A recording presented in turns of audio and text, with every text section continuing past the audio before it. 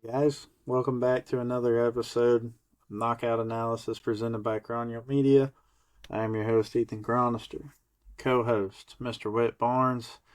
Today, our second video of the night, we have UFC 330. We're going to jump straight into it because we have a separate video planned for the recap of yesterday's events.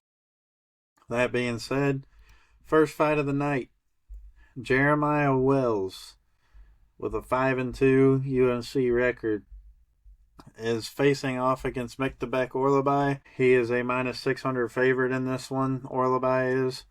I couldn't agree more with the line. Jeremiah Wells, he is a well figured male, as a non sus as you can say that. He did beat Court McGee, beat Matthew Simmelsberger, lost to Carlston Harris via Anaconda choke, lost to Max Griffin via split decision, and won his last fight in November of last year by unanimous decision. But Orlabai, man, he's just been out here going stupid in the streets. 5-1 in the UFC record for him himself. His last time he lost was Mateusz Rebecki. He beat Elvis Brenner. He submitted Tafik Musayev. He knocked out Jack Hermanson, and he dominated Chris Curtis in his last fight. I don't see any reason to dwell on this one for too long. I think Miktabek Orlabai wins this fight easy, probably even finishes him, might submit him. See, for those of you who don't know, Miktabek Orlabai was found frozen in Antarctica. They took him to a lab and thawed him under a lamp. And they said, "Hey, bud, you're going to the Ultimate Fighting Championship." I mean, he's had a pretty impressive run, man. He beat up Uros Medic and subbed him, which is aging all too well. Elvis Brenner's a great win. Musayev's a great win. Hermanson is shinny and old, but still a good name to have. Chris Curtis is old, but still a good name to have. This just kind of seems like a step down as far as who he's faced. Jeremiah Wells is a decent fighter. He definitely belongs. Showed that against Thimba Garimba last year, making him look pretty easy, which is something a lot of people didn't really expect from him. I like Jeremiah, man, but Miktabek Orlabai, I think, is a top 15 fighter at 170. You know, Dana's not really too happy about the weight miss with Tafik Musayev. I think that the matchmakers are kind of holding that against him and want him to really work for the rankings at 170. And I think if he gets a finish out here, man, he could be seeing a Leon Edwards next or something of that nature. And that's what I expect him to do.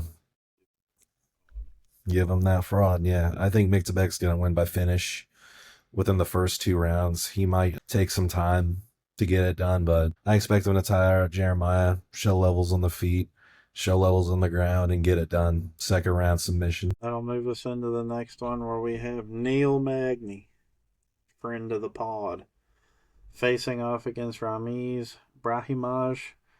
Neil Magny houses a 24-13 UFC record. Brahimaj houses a 5-4 UFC record.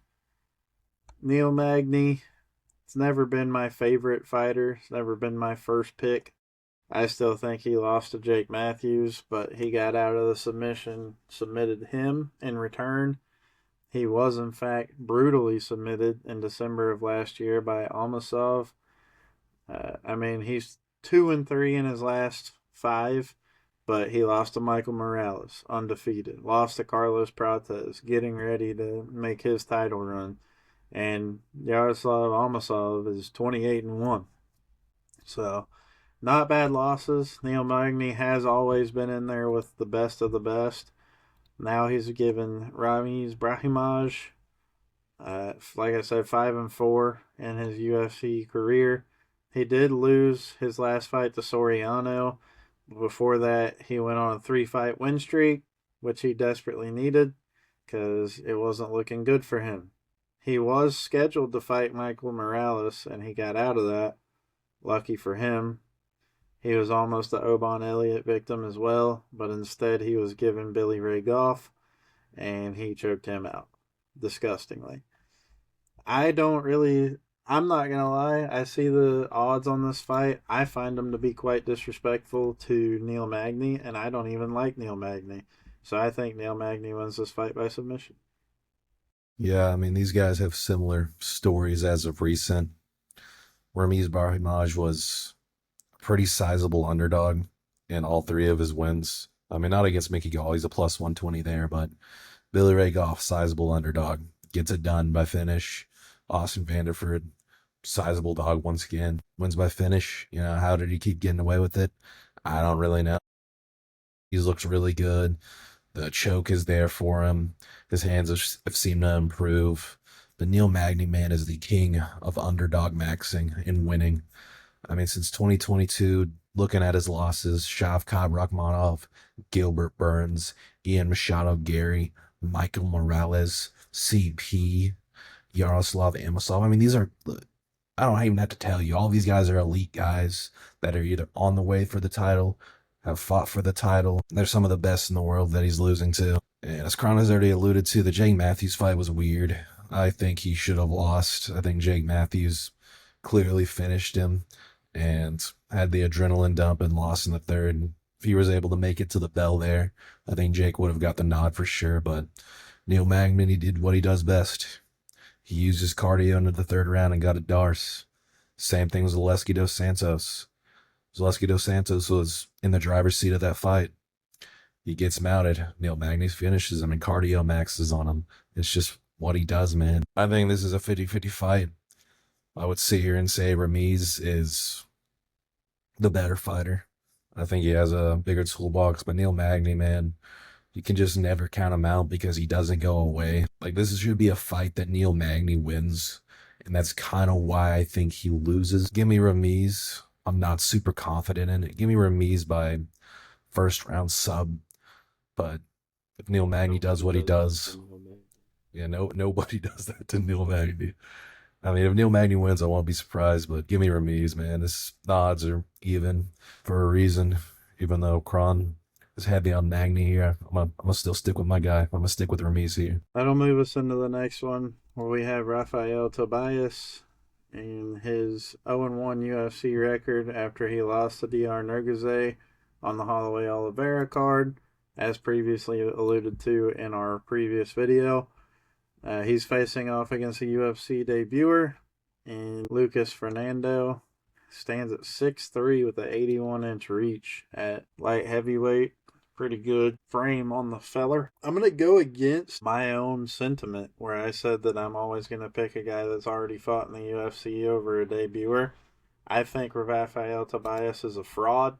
I think he's fraudulent, and I'm going Lucas Fernando to shock the world, if you will, in his UFC debut, and he's going to flatline stretcher that man. Yeah, Rafael Tobias is 0-1 in the Ultimate Fighting Championship, as predicted on Knockout Analysis. Reiterate a lot of stuff I said about him last time around. Don't think he's fought the best level of competition.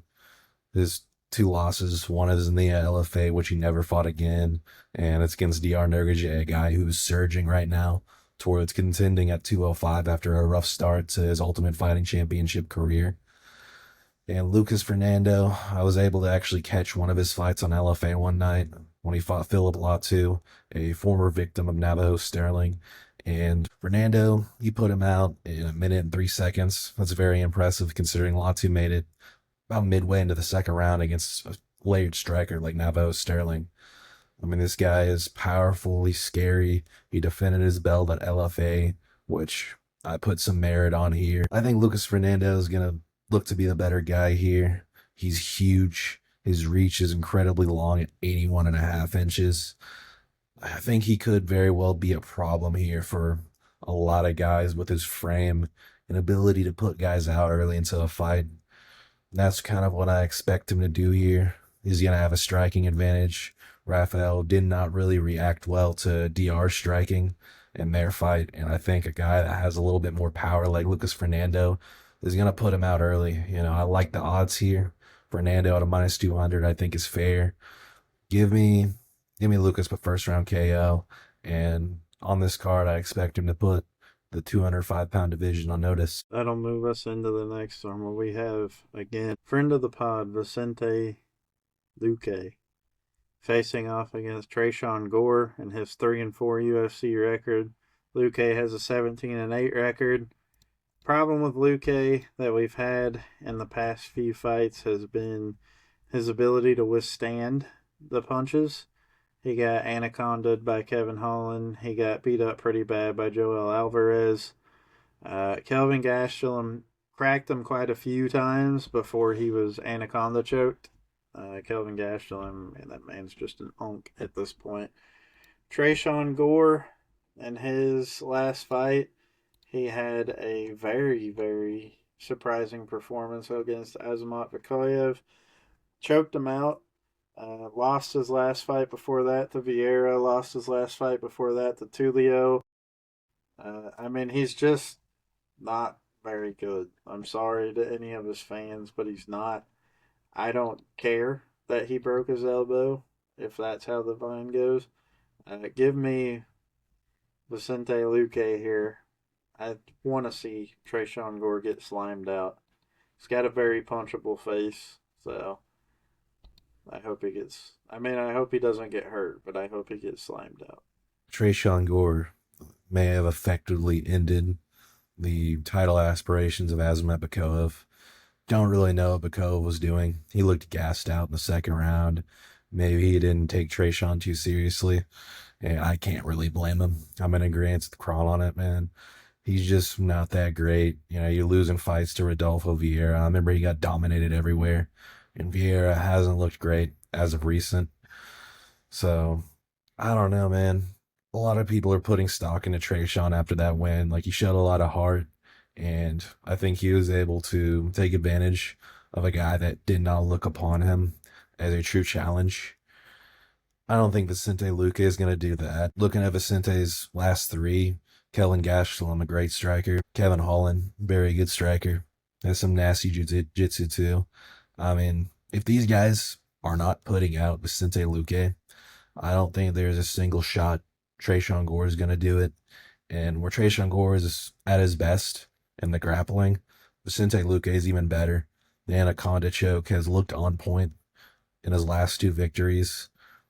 And I think he's very live to get a knockout here. I think Vicente is tough, gritty. He's going to walk forward. I don't think Trayshawn is anything for him. The fact that he is a slight underdog here just shows recency bias like no other, man. Trayshawn Gore shouldn't hardly ever be a favorite, and it definitely shouldn't be against Vicente Luque, who just came off of a victory against Kelvin Gastelum as a sizable underdog.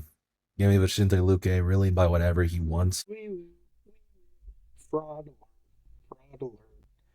That'll move us into the next one where we have 8-0 Dante Johnson facing off against Khalil Roundtree Jr. from Wish, Eric McConaughey. Dante Johnson, man, where do we start? Lockjaw, as they say. I will not have Lockjaw right here. You're an absolute scrub lord. Cody Brundage should have beat you, and that's horrific for words to emit from my person. You beat Cedric Dumas, who's more focused on committing felonies than he is fighting. You won your Darian Abbey Contender Series fight. Congratulations. You beat someone I've also never heard of that's now 7-5. Lick the snotty end of my fuck stick. I'm not even going to go into any of this stuff with Eric McConaughey. Eric McConaughey is probably not really the right guy for me to pick to end his undefeated streak. I don't care. I'm doing it anyways. Give me Eric McConaughey Jr. to slime this absolute bozo fraud bitch out in the first round. Yeah, this is a very interesting fight. Eric McConaughey trains at MMA Lab with Jared Cannonier. He's had kind of an up and down run. He took Nasruddin Ruziboyev, friend of the pod, took him on short notice and lost as everybody kind of expected him to. It's not a bad loss at all. Cody Brundage, he went out there and beat once again on short notice. That was a big win for him as it was his first Ultimate Fighting Championship victory.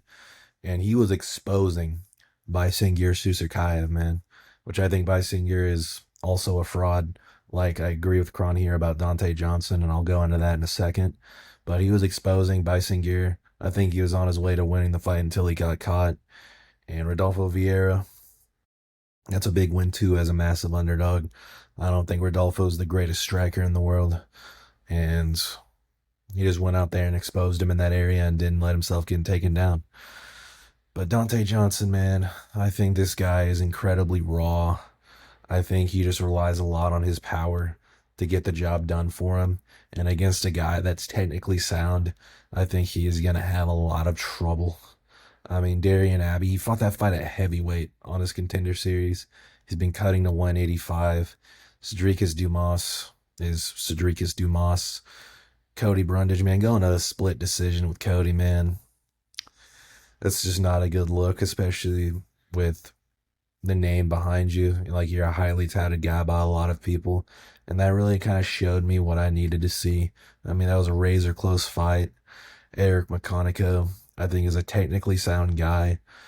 Can he get chinned here by doing something stupid? I think so. But I think he is the much more well-rounded guy who trains with some of the best in the world. Give me Eric as the plus 185 underdog. It's really hard for me to side with Dante Johnson. There's big lines under his name, and you saw what happened in his last fight when he was a huge favorite. I just can't back him against the step up in competition. Give me Eric to win by decision. We'll move us into the next one, where we will have Jalen Turner facing off against Kai Fernandez. Jalen Turner, the Tarantula, as he calls himself, 8-6 in the UFC, coming off of a knockout victory over Edson Barboza in his last fight. He is 2-3 in his last 5. He was defeated in a split decision by Dan Hooker. He knocked out King Green. He got knocked out by Renato Moicano, and he was triangle choked by Ignacio Bahamondes. Obviously, we know the King Green incident, so we won't harp on that too much more. Kai Fernandez, coming off of a win in his last fight via calf kick to Harry Hardwick, who is the laughingstock of the UFC at this point in time. He is 4-1 in his last 5. I mean, it's kind of hard to argue with law of averages here. Give me Kai Fernandez. I think he wins this fight by second round ground and pound. Jonathan Martinez, Kai Fernandez. You really know what he's going to do. He's going to do what Jonathan Martinez does, and he's going to kick the crap out of your legs. He, I guess, hits like a baseball bat down there because a lot of people don't react very well to it. Garam Kudadladze didn't react well to it. I think he got knocked down like 2 or 3 times because of the leg kicks.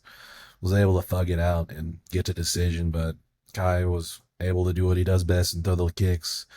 Harry Hardwick got wheelchaired out of the octagon. Absolutely hilarious, man.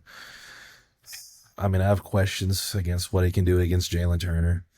Jalen Turner has quit in fights before, especially right before he briefly retired. The Renato Moicano fight is especially one of these instances. He almost finished Renato early, ended up not getting it done, and it just seemed like he kind of gave up. The Ignacio fight, he got choked out pretty easily by a guy who's not really known for his grappling. He does seem more motivated than ever, and it's really no secret to what Kai is going to try to implement here. It's really about how well Jalen can react and defend to the leg kicks, if he's going to win or not. I think Jalen's a much better, more well-rounded fighter. He's absolutely huge for this division. He is the prototype as far as size goes for this division. Do I ever think he'll fight for a world title? No, but I think he has enough in the tank to get Kai Fernandez out of there. Give me Jalen Turner by second round KO. I like the minus 170. I wouldn't touch it, though, if it was a whole lot higher than that. That'll move us to the next one, where we have Chidi Njokuani with a 5-5 UFC record facing off against Joel Alvarez with an 8-3 UFC record. Mr. Barnes, correct me if I'm wrong, but I believe Alvarez is a late replacement, is he not? That is true. All right, so we got Joel Alvarez stepping in on short notice to face Chidi Njokuani. Honestly, I feel like that's more unfortunate for Chidi. as Joel Alvarez is obviously a decent UFC fighter. He is coming off of a loss in his last fight to Almaslov. He did, as previously mentioned, beat Luque. He beat Drakkar Klose by flying knee due to ground strikes, and he beat Elvis Brenner. This is a rare form for me of seeing a short notice fighter come in as an absolute pretty dominant favorite. Chidi Njokuani, I mean, you know what you're getting with it, man. He's gonna stand and bang with you, but is the chin there? He kind of got dropped and then choked out by Jake Matthews. He got pieced up pretty much the whole fight by Carlos Leal. He did win the fight against Dos Santos. He beat Jared Gooden. He beat Reese McKee. But then, I mean, 3 straight losses. It's like a pattern, man. He'll lose a couple, win a couple, lose a couple, win a couple. I don't have the highest level of confidence in Njokuani here. So give me Joel Alvarez, El Fenomeno, to take out Bang Bang Njokuani here. I think he does it by knockout. Yeah, Njokuani is a very hot and cold fighter, as Kron alluded to. He's had some very surprising wins, and he's had even more shocking losses. Scratching defeats. The Zaleski Dos Santos fight, he was a dog in. He went out there and absolutely dismantled Dos Santos. I was very impressed with that. That was actually the first card we ever covered on Knockout Analysis. Jake Matthews, I mean, that is what it is. He went out there and got choked out pretty early. And Carlos Leal versus Njokuani was one of the best fights of the year. It was an absolute war. And I kind of think this is going to be another fight of the night contender right here. But give me Joel Alvarez to get the best of the striking. I don't really know how much he's going to go to the grappling in this one. I think he could have an advantage there as well. But I expect an absolute war, stand and bang on the feet. If Njokuani is going to have a chance, he's going to need to use the kicks to an advantage. He's going to have to use his range and athleticism that he has. But I don't think he's going to be able to do it against Alvarez. They have very similar frames, and I just think Alvarez is the much more skilled guy. Give me Alvarez by decision. I don't think he's going to get Chidi out of there, but I do expect an absolute war. That'll move us into the next one where we have Edson Barboza facing off against Esteban Ribovics.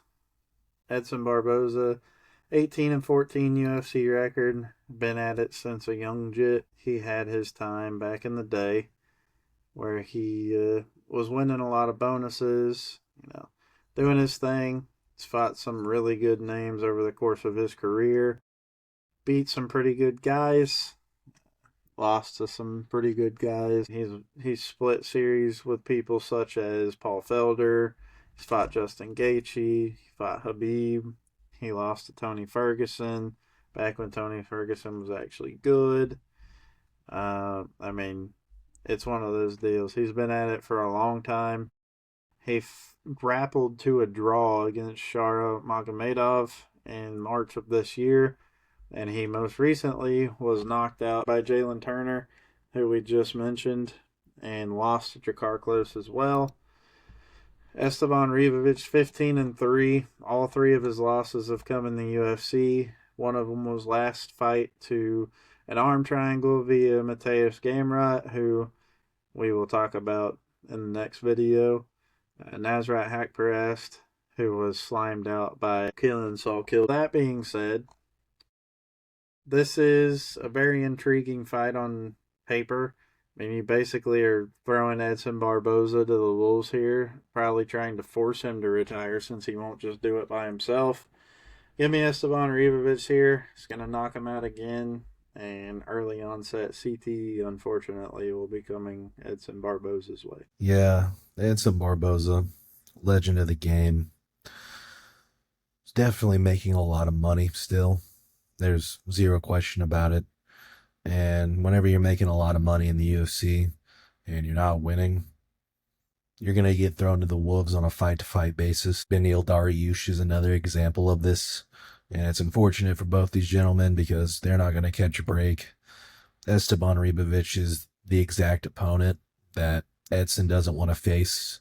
Esteban has a great chin. He's incredibly durable, and he throws with a lot of volume. I mean, I think he's going to put a pace out here. Edson Barboza is always going to be able to throw very strong kicks to the body. It's what he's really known for. That's not really going to go away with age, but I don't think it's going to matter too much against Ribovic. Ribovic kind of kicks and punches everywhere. Head, body, legs. It's just what he does. I expect this to be an incredibly high output from him, and he's not going to fade either, as we've seen in his previous fights. Give me Esteban here. I think he's going to get a finish in the late first round. He's going to overwhelm Edson as it gets closer for him to retire. I hope they can give him an easier opponent at some point so he can go out on his own terms. But it's not going to be at UFC 330. Esteban Ribovic, your time has come. You're about to get pushed back up in the rankings again, big guy. This is a big name to your resume. That'll move us into the next one, where we will have 3 rounds, 5 minutes apiece at 185. Mansur Abdul Malik in his 9-1-1 record, facing off against Dustin Stoltzfus and his 3-7 UFC record. Man, what a fucking guy. He's coming off of 3 out of his last 5 fights being losses. He beat Puna Soriano by rear naked choke, lost via spinning elbow to Bruno Ferreira, beat Marc-Andre Barrio, lost to Nursultan Rozaboyev, and lost to Kelvin Gastelum. So as a reward, he's being handed Mansur Abdul Malik. He actually lost to Gerald Meerschaert too, which is kind of hard to find at this point in his career. Man, Dustin Stoltzfus, what are we doing, buddy? Mansur Abdul Malik, huge betting favorite in this one. Coming off of a loss in his last fight to an actual knockout. He beat Anthony Tricoli. The result overturned a Cody Brundage fight. Something weird will happen in this fight. They always do when this guy's involved. I don't want him to win, but this is not even a fight that I believe he has any chance of losing. So give me Mansur Abdul Malik here. The best case scenario is he does it by decision and doesn't knock him out. Yeah, Mansur Abdul Malik, man. I mean, I think he's a very toolsy prospect. I think he's good everywhere, and he's young for this division. But he's had an odd career, to say the least. Went out there and finished Dosco. That really put him on the map. Had the short notice fight with Nick Klein, as Nick Klein came in on short notice. Dropped the first round. Ended up getting Nick Klein out of there in the second. And follow me with this here. Nick Klein is the Terrence McKinney of middleweight. He will start winning fights as soon as they quit giving him guys that are either A, indestructible, or B, kind of good. We'll see how that plays out in the future. Cody Brundage, that was a much closer fight than people anticipated. That fight ended really weird with a headbutt, and it got overturned. Trocoli is a fraud and a poker champion. Shout out to him. But where the buck really stops is the Yusri Belagori fight. That was as dominant of a loss as I have ever seen. And this is where we really break down to the psychology of fighting, and we're going to stay in the division here, right? Guys have taken dominant losses in the past, and they either go one way or the other. Who was it? Bruno Silva, middleweight. Huge name at the time. I think he only had like 1 loss to his resume. He was knocking everybody out. Fights a guy coming up by the name of Alex Pereira. Alex Pereira took 5 years off his life, and he was never the same guy after that fight. I think he had 1 UFC win after that, as he went like 1-5 and 1-6. Then we have Dricus du Plessis, who got absolutely dominated by Khamzat Chimaev. Which Dricus du Plessis, you kind of know his personality. This guy is so confident that he is considered to be arrogant, truthfully. He was never going to come out and have any psychological issues even after that kind of performance that he had. We're going to find out who Mansur Abdul Malik is come Saturday night, because Dustin Stoltzfus, he's not a good fighter, but he's not a scrub either. If you look at his last few fights, they have been fairly close against pretty damn good guys, if you ask me. The Kelvin Gastelum fight was a really good one. Very close, neck and neck throughout. There's Sultan Rusaboyev. Good friend of the channel. Good friend of the pod over here. Man, there's Sultan. If Dustin had good fight IQ, I think Nursultan could have very well lost that fight. Dustin was going for submission over position multiple times, and I think that cost him a lot of control time. Zaboya looked gassed throughout that entire match. It was definitely not his best day, but Stolz was played in the hands of Rozaboyev, and Rozaboyev went out there and did it. I mean, Dustin, the record doesn't look good, man, but I think you have a winnable one in front of you. The line I don't necessarily agree with. I mean, if Mansur Abdul Malik comes out and looks 70% of good as he did during his first few wins, if he's technical and sound, I think he could very easily go out here and win this fight pretty early. He has range, he has power. He trains at MMA Masters. I'm trying to remember who else is there. I mean, I know Ilya Taporia trained there at some point. It's just really tough, man. I mean, I'm gonna take Mansur Abdul Malik, man, but if I had to put money on somebody, it would be Dustin because of how heavy of an underdog he is. But give me Mansur. I think he's gonna find a way to get it done in the second round, and we'll see who he is come Saturday night. Next one, which is one of two title fights on the card, where we will have the UFC Strawweight Championship for women. Mackenzie Dern, the current belt holder with an 11-5 UFC record, facing off against Jillian Robertson with a 14-6 UFC record. Mackenzie Dern, part of arguably, in my opinion, one of the worst title fights I've ever watched in my entire life, against Virna Jandiroba. I still think Jandiroba should have won the fight. I don't care what the scorecards say. I go off visual, and I enjoyed watching Jandiroba more than I watching that snooze fucking fest that they had. Needless to say, I'm not very high on Mackenzie Dern. Yes, she's hot. Don't care. Doesn't make you a good UFC fighter. Jillian Robinson is on a current 5-fight win streak. Jillian Robinson wins this fight by brutalizing Mackenzie Dern on the ground via ground and pound via elbow. I think there will be an and new here as well, man. I mean, Gillian Robertson has really improved during her time in the Ultimate Fighting Championship. Started off her career pretty rough, but she's really turned it around. Taken a lot of grappling matches, lost a lot of them, but I think that has done her a lot of favors in mixed martial arts. She's beaten a lot of very good fighters, especially recently. She retired Michelle Waterson Gomez, went out there, beat Marina Rodriguez, retired her as well, I believe. And Amanda Lemos went out there and did what only Thainara has done there as of recent. Amanda Lemos is a tough fighter to beat, a tough fighter to dominate. And man, I just think that she's going to be able to use her grappling acumen here against Mackenzie Dern. And I think she's going to be a step above. Because Mackenzie doesn't really have the best striking of all time. I thought Virna kind of won that fight too. I'm with Kron on this. The Reboss win was pretty impressive from Mackenzie Dern. Man, this division right now is lacking entertaining title fights since Zhang Weili has moved up to 125. Really hope she comes back. That would be very cool. But give me Gillian out here. Give me the dog. I think it's going to be a very slow-paced fight. I think it's going to be a lot of grappling. And I expect some people to put a pizza in the oven around this time. Give me Gillian Robinson 48-47 split decision. That'll move us into the pinnacle event of the evening. We have title holder Islam Makhachev in his second division that he holds a title in, facing off against Ian Machado Gary. This one, very intriguing matchup. Islam Makhachev's 28-1 in his US or MMA career. In the UFC, I believe he's 17-1. His only loss is his second fight in the UFC, where he was absolutely flatlined. It was disgusting to see. Since then, he has not lost, and he's pretty much dominated everyone that he's fought. Obviously, fought Volkanovski the first time, beat him unanimous decision.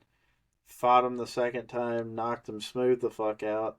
Darce choked Dustin Poirier. Darce choked Renato Moicano dominated JDM, and now he gets Ian Machado Gary. Machado Gary, man, he has the fight style, I believe, that he could beat him. He's just such an unlikable guy, man.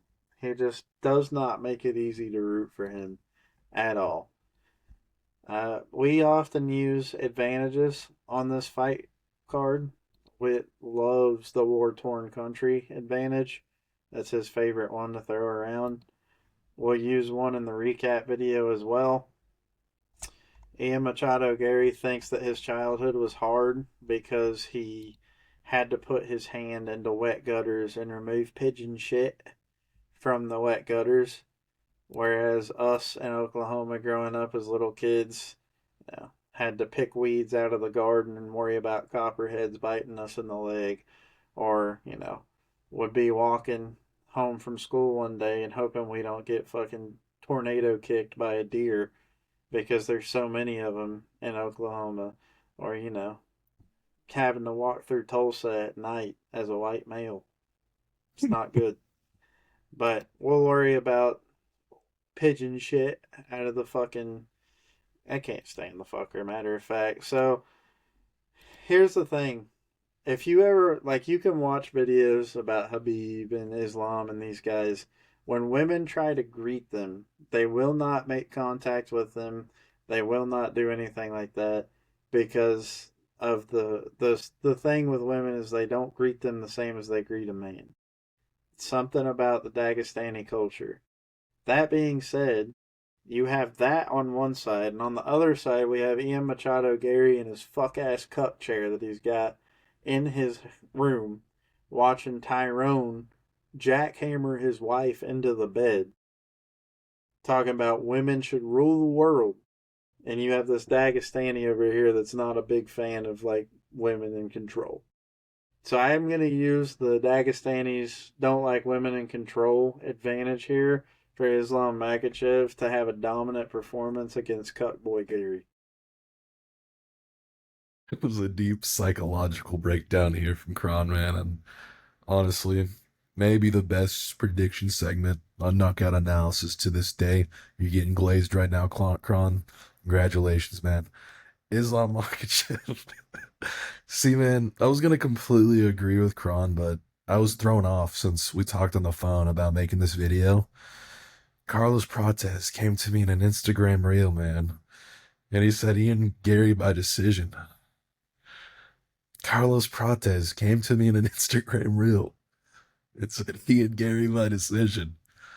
So you know what I say. Carlos Prates came to me in a reel and said Ian Gary by decision. Give me Ian Gary by decision, man. Ian Gary's going to shock the world. He's going to be flying pride flags and talking about women's rights. I mean, whatever makes him happy, man, I guess. That happens, man. Tyrone's going to be getting lucky that night. Whatever Ian Gary wants to do, man. I mean, more power to him. He's a good fighter. Great fighter. Very, very, very good fighter. I mean, the Shavkat loss is a loss, whether people believe it or not, and he was controlled on the ground there, but who's to say that he hasn't massively improved during that time, Everybody knows what Makhachev wants to do. All these people out here say, oh, Makhachev's one of the best strikers ever. And I'm like, bro, he is a great striker because of what he can do on the ground. Because the threat of the takedown, how good he is, how strong he is, how patient he is towards hunting and submission, that's what makes him great. It's not because he can go out there and kickbox with the best of them. It's because this dude is a boogeyman on the ground. Shout out Gary. He's much bigger. He's younger. And eventually, Islam's going to lose if he sticks around for too long, man. I think if he wins, we may have one or two more fights left of him. I think he could follow the same path as Khabib and retire on top with a very good record. But, dude, give me women's rights activist and chair watcher Ian Machado Gary to win by decision because Carlos Prates came to me in a reel. Boy, Gary, man. That's going to bring us to the end of this one. We hope you guys enjoyed this one. we've got 3 videos that we're filming tonight. This is video number 2. We're about to finish the 3rd one. We got 2 quick videos, and then this one is our actual prediction video for this. So we don't know what order we'll release them, but they're getting released. So be sure to check them out on YouTube. Like, comment, and subscribe, and we'll see you in the next one.